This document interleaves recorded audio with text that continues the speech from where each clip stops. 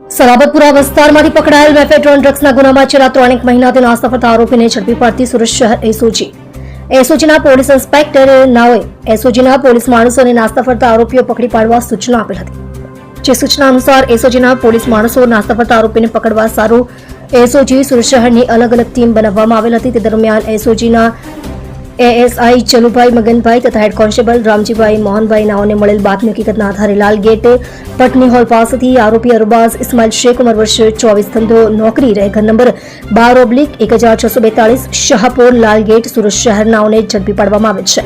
મજકૂર આરોપીની પૂછપરછ દરમિયાન જણાઈ આવેલ કે તારીખ 28/4/2025 ના રોજ સલાબતપુરા પોલીસ દ્વારા રેડ કરી આરોપી ખલીલ લુકમાન શેખ નાઓને 7.400 ગ્રામ મેફેડ્રોન ડ્રગ્સ સાથે પકડી પાડેલ હોય તથા તેના દીકરા તોસીફ શેખને વોન્ટેડ બતાવેલ હોય.